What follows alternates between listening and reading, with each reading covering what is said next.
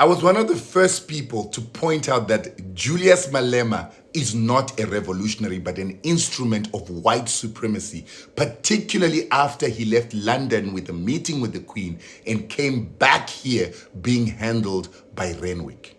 He all of a sudden became an instrument that occupies the revolutionary space, speaks the right language, gives the youth of South Africa and Africa hope that he will be able to bring transformation when indeed he's just there to bring down the frustration and to stop a revolution from taking place or being driven by the masses.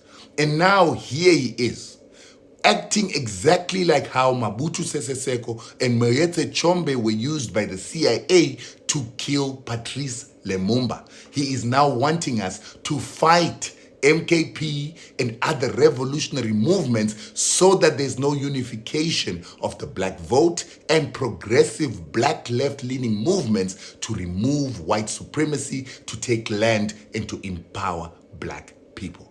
He will never be a revolutionary. He is a sellout. He's no different to Barack Obama, who destroyed Libya when he became president of the United States. However, he is not the only person that is selling out. MKP itself has joined white supremacy, Pick and Pay, and ShopRite, who are trying to take over the spaza market by targeting their own brothers and sisters who own black-owned spazas in the townships. They are deliberately trying to criminalize, creating the narrative that these black brothers and sisters are poisoning South African children when there is no evidence currently from all the research that has been done to prove that. MKP is coming across as if black Africans are their enemies, yet Jacob Zuma's kids grew up in African countries. Even white people who want to come and show their agricultural equipments, they are a company that deals with agricultural equipments, come, because we're the people of the land.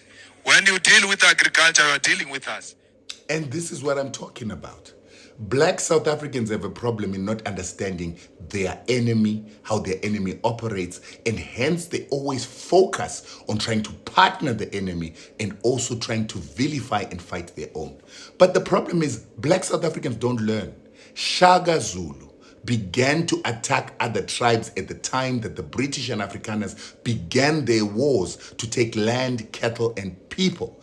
And with that, he divided Africans to an extent that when it was time for us to resist colonialism, we didn't come together like what EFF and MKP and ANC left-leaning people are supposed to do. We were divided. And some of us were even used by white supremacy to fight against others. We need to learn from history.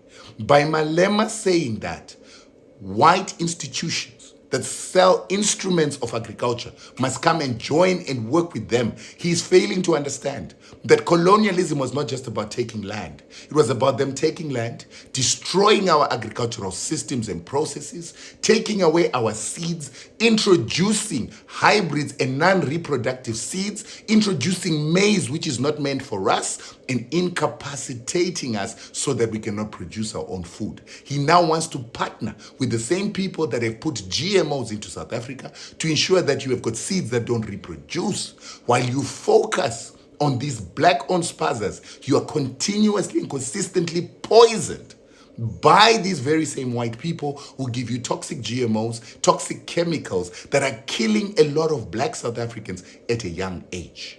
When will black South Africans wake up to fully understand your threat and what it is that is threatening you? And now you're going to see that these people will consolidate these spazas, make profits, exclude you, buy guns, and use them against you.